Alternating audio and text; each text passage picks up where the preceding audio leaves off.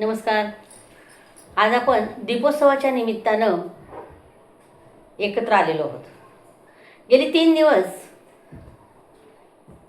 गोवत्स बारस, धनत्रयोदशी, नरक चतुर्दशी असे विविध उत्सव आपण या दीपोत्सवातले पाहत आहोत. यातलाच येणारा हा चौथा म्हणजे दीपावलीचा पाडवा किंवा त्याला दिवाळी असंही म्हटलं जातं. मुख्य दिवस दिवाळीचा हा दीपावलीचा पाडवा असतो. यालाच लक्ष्मीपूजन असंही म्हटलं जातं. पण ॲक्च्युली लक्ष्मीपूजन हे नरक चतुर्दशी दिवशी किंवा दुसऱ्या दिवशी केलं जातं आणि मग त्यानंतर येतो तो पाडवा. आता लक्ष्मीपूजन हे धनत्रयोदशी दिवशी सुद्धा करतात आणि त्या दिवशी धनाची किंवा मेडिसिनची देवता म्हणून श्रीकृष्णाची पूजा करण्याची पद्धत आहे. खरं तर लक्ष्मीपूजन आपण पाहिलं की वाजत गाजत पुढच्या दाराने येणारी लक्ष्मी माझ्याकडे यायला हवी. जी लक्ष्मी मला प्रभू प्रसाद म्हणून मिळालेली हवी, जिचा वापर मी माझ्या जीवनामध्ये माझं जीवन उन्नत करण्यासाठी, माझं जीवन चांगलं बनवण्यासाठी करणार आहे. त्यामुळे माझ्याकडे येणारी लक्ष्मी ही त्याच प्रकारची यावी आणि म्हणून त्या दिवशी लक्ष्मीपूजन करण्याची पद्धत आहे. श्रीसूक्तम या दिवशी गायलं जातं, कारण श्रीसूक्तामध्ये खूप सुंदर सुंदर असे श्लोक आहेत. ताम आवह जातवेदो लक्ष्मी मनगगामिनीम असं म्हटलेलं आहे. कारण मी त्या लक्ष्मीचं असं आवाहन करतो की माझ्याकडे येणारी लक्ष्मी आहे, गाई बैल इष्टमित्र संपत्ती असं देणारी मला हवी असं म्हटलं जातं. खरं तर ही लक्ष्मी मागण्याचा हा आजचा दिवस आणि माझ्याजवळ असणाऱ्या लक्ष्मीचं पूजन करण्याचा हा दिवस. त्यामुळे लक्ष्मीपूजन खूप सुंदर थाटामाटात, अगदी गरीब माणूस असेल, श्रीमंत माणूस असेल, करोडोपती असेल, अगर कितीही मोठा असेल, या दिवशी लक्ष्मीपूजन त्यांच्या घरी केलं जातं आणि मग आवाहन केलं जातं, पूजा केली जाते, त्यानंतर आरती केली जाते आणि मग फटाके वाजवले जातात. पण हे सगळं करत असताना माझ्याकडे येणारी लक्ष्मी ही प्रभू प्रसाद म्हणून यावी, ईश्वरानं मला प्रसाद दिलेला आहे असं समजून यावी, म्हणून तिचं पूजन करावं. आणि मला मिळालेली लक्ष्मी मग पैशाच्या स्वरूपात असेल, धनाच्या स्वरूपात असेल, सोन्या चांदीच्या स्वरूपात असेल, हिरे मोतींच्या स्वरूपात असेल, तिचं पूजन मी त्या दिवशी करावं आणि ईश्वराला सांगावं की मला अशीच लक्ष्मी चांगल्या मार्गानं दे, प्रभू प्रसाद म्हणून दे, हे या दिवशी ईश्वराकडं मागणं करावं. दुसऱ्या दिवशी येतो त्या दिवसाचा खूप मोठा अर्थ आहे. त्याचं नाव आहे बलिप्रतिपदा. दुसरं नाव आहे पाडवा, दीपावली पाडवा. बलिप्रतिपदा का? तर आपण पाहतो की विष्णूचे एकूण 10 अवतार, 10वा अवतार अजून व्हायचा आहे, होणार आहे असं मानलं जातं. त्याच्यातला वामन अवतार हा एक सुरुवातीच्या काळातला अवतार होऊन गेला. हा वामन अवतार बलिराजाच्या कालखंडात होता. बली म्हणजे बळीराजा किंवा शेतकरी राजा असं म्हटलं जातं. आजही आपण बलिराजाला शेतकरी राजा असं म्हणतो. का? तर या बळीराजानं शेतकऱ्यांसाठी खूप प्रयत्न केले, विविध प्रकारची धान्य त्या कालखंडामध्ये आणली, शेतकऱ्याच्या प्रगतीसाठी प्रयत्न केले, दानधर्म प्रचंड केले. पण हे सगळं करत असताना लोक त्याला मानायला लागले आणि त्याला वाटायला लागलं की अरे हे सगळं मीच करतो, हे सगळं माझ्यामुळंच होतंय, मी करतोय म्हणून शेती पिकते, मी करतोय म्हणून लोक सुखी आहेत, मी करतोय म्हणून लोकांना अन्नधान्य मिळतंय, माझ्यामुळं लोक आनंदी आहेत. हा मी वाढायला लागला, त्या बळीराजामधला अहम वाढायला लागला. आणि मग अशा वेळेला देवाला प्रश्न पडला की अरे हा एवढा छान राजा, संपत्तीवान आहे, शेतकऱ्यांच्या हितासाठी लढणारा आहे, आणि मग याच्या मनामध्ये असा अहंकार निर्माण व्हायचं काय कारण आहे? मी खूप वामन अवतारामध्ये वामनानं समजावण्याचा प्रयत्न केला, तरीसुद्धा त्या बळीराजानं ते ऐकलं नाही. आणि म्हणून मग नंतर बळीराजाला पाताळामध्ये गाडला असं म्हटलं जातं. गाडला याचा अर्थ त्याच्या डोक्यावर पाय दिला आणि त्याला खाली रेटला. याचं कारण काय? तर त्याला संपवला नाही आहे, त्याला पृथ्वी तलावरून दुसऱ्या राज्यामध्ये नेलं असं म्हटलं जातं. पृथ्वी तलावर आता तुझी गरज नाही, कारण तू इतकं छान काम केलंयस. जर तू वाईट कर्म करायला लागलास तर मग मात्र लोकांच्या मनामध्ये वाईट भूमिका निर्माण होतील आणि ते व्हायला नको होतं कृष्णाला अवतारांमध्ये, म्हणून वामन अवतारामध्ये ही घटना घडली. मग अशा या बळीराजाची पूजा करण्याचा दिवस म्हणजे बलिप्रतिपदा.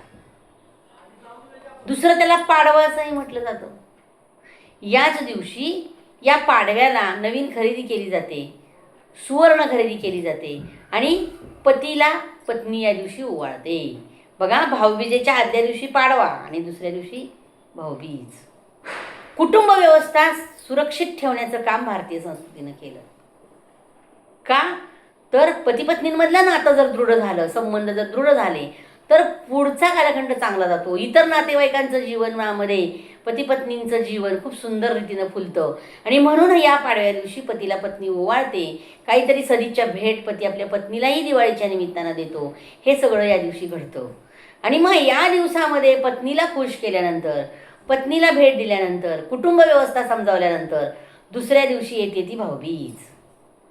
म्हणजे या दिवशी हेतू लक्षात घ्या, पतीकडून काहीतरी उकाळण्याचा दिवस नाहीये, मला काहीतरी मिळावं म्हणून पतीला ओवाळायचं नाही. तर कुटुंब व्यवस्थेचा कणा आहात तुम्ही पती पत्नी, आणि तुम्ही दोघांनी ठामपणे जर राहिलात तर कुटुंब छान राहू शकतं, हा सांगण्याचा तो दिवस आहे.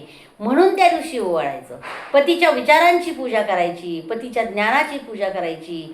आणि या जगाच्या बाजारात तुम्ही खंबीरपणे लढू शकता, मी तुमच्या पाठीशी आहे, हे सांगण्याचा दिवस म्हणजे पाडवा.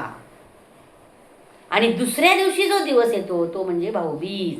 मग आपली ही पत्नी आपल्या पतीला आनंदाने त्याच्या बहिणीकडं तिला भेटायला पाठवते. फराळाचं जे केलेलं असतं ते जिन्नस घेऊन त्या बहिणीला भेटीसाठी पाठवते. पूर्वी फक्त याच दिवशी बहीण भाऊ एकत्र यायचे, कारण वेळच नव्हता, त्यावेळेला वाहनं नव्हती तशा प्रकारची. नंतर आपण बघतो की आज 5व्या मिनिटाला अगदी भाऊ बहिणीकडे पोहोचू शकतो, अगदी तासा 2 तासामध्ये पोहोचू शकतो. अशा वेळेला आता अडचण येत नाही भावाकडे पोचायला किंवा बहिणीकडे पोचायला. शक्यतो भाऊबीजेला भावानंच बहिणीकडे जावं ही आपल्याकडे परंपरा आहे. रक्षाबंधनच्या वेळेला बहिणीनं भावाला भेटायला जावं आणि भाऊबीजेला बहिणीला भावानं भेटायला जावं, कारण त्याबरोबर कुटुंब व्यवस्था खंबीर करायची. तिच्या कुटुंबातल्या माणसांना भेटायचंय, तिच्या कुटुंबातल्या माणसांना एकत्र करायचंय, तिच्या कुटुंबामध्ये आपल्या बहिणीचं जीवन कसं चाललंय याबद्दल चौकशी करायची. ती आपल्या आईवडिलांना चांगलं सांभाळते का, आपल्या सासू सासऱ्यांना चांगलं सांभाळते का, हे पाहायचंय. यासाठी भावानं तिचं रक्षण पण करायचंय आणि तिला अभिमानानं सांगायचंय, तू घाबरू नकोस, मी तुझ्या पाठीशी आहे, मी तुझाच भाऊ आहे आणि शेवटपर्यंत तुझ्याकडे लक्ष देणार आहे. आणि मी एक त्या निमित्तानं तुला ही दिवाळी भेट आणलेली आहे. मग काही असेल किंवा नाही दिली तरी चालेल. माझी आई तर मला म्हणायची ना, आमची भावंडं, आम्ही एवढी वय झालं, आम्ही नाही कधी आमच्या भावंडाकडं काही मागितलं किंवा आमच्या भावंडांनी आम्हाला काय दिलं नाही. काय दिलं? प्रेम दिला, आधार दिला, विचार दिला, शेवटपर्यंत त्यांनी आमच्यावर लक्ष ठेवलं. ही आपली संस्कृती आहे. आणि म्हणून भाऊबीजेला कधीही कुठल्याही भावानं बहिणीचं रक्षण करणं सोडू नये.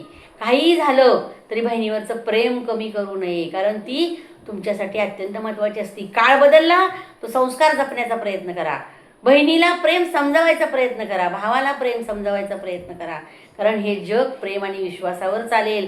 पैसा, धन, संपत्ती कितीही आली तरी त्याचा उपयोग होईलच असं नाही. तो आपल्याला व्यवहारासाठी लागतो, तो संपत नाही, कुठं जात नाही, पण प्रेम आणि विश्वास असणं गरजेचं आहे. आणि म्हणून ही भाऊबीजही तितकीच महत्त्वाची आहे. ज्ञानाचा दिवा, विचारांचा दिवा, प्रेमाचा दिवा, प्रकाश आपल्या हृदयात लागायला हवा. आधी हृदयात लागला तर तो आपण बाहेर लावू शकतो. हजारो पंत्या बाहेर ज्या प्रकाशित होतात त्या ज्यावेळेला माझ्या हृदयातला विचारांचा, ज्ञानाचा दिवा लागतो, त्यावेळेला या बाहेर लागलेल्या हजारो दिव्यांना काहीतरी अर्थ आहे आणि त्या दीपोत्सवाला अर्थ आहे. निव्वळ आमची घरं सजवून निव्वळ 5 दिवस मजा, आनंद, एन्जॉय करून चालणार नाही. तर ही जी नाती जपण्याचा दिवस आहे 5 भाऊबीजेचा, किंवा हे 5 दिवस नाती जपण्याचे आहेत, वेगवेगळी नाती जपण्याचे दिवस आहेत. मग सख्खी बहीण असेल, अगर मानलेली बहीण असेल, माझी हक्काची पत्नी असेल, माझे आईवडील असतील, माझी कुटुंब व्यवस्था असेल, या सगळ्यांना सांभाळण्याचे हे दिवस आहेत. आणि त्यातून तो दीपोत्सव साजरा करायचा आहे. दिवा प्रकाशाचं प्रतीक आहे, अंधारातून प्रकाशाकडे जाण्याचं प्रतीक आहे. आणि हे दीपोत्सव आपल्याला तेच सांगतो की अंधाराकडून प्रकाशाकडे जायचे, ज्ञानाकडून प्रेमाकडे जायचे, प्रेमाकडून विचारांच्याकडे जायचे, माणसाकडून मानवतेकडे जायचे. आणि हे सगळं मला या जगात राहून करायचे. मला बहुनाम जन्मजन्मांते ज्ञानवान्मा प्रपद्यते. किती वर्षांनी, किती जन्मांनी मला हा जन्म मिळालेला आहे आणि तो मला ज्ञानी विचारी बनण्यामध्ये घालवायचा आहे. माझ्या जीवनामध्ये दीपोत्सव प्रकाशित करायचा आहे, तसाच इतरांच्या जीवनामध्येही तो दीपोत्सव प्रकाशित झाला पाहिजे, याचीही काळजी घ्यायची. ही काळजी या दीपोत्सवाच्या निमित्तानं घेऊया. ईश्वराला प्रार्थना करूया की संपूर्ण जग हे प्रकाशमय हो, आनंदी हो, तमसोमा ज्योतिर्गमय मृत्योर्मा मृतंगमय असं म्हटलेलं आहे. तर सगळीकडे प्रकाश पसरू दे हीच सदिच्छा. धन्यवाद.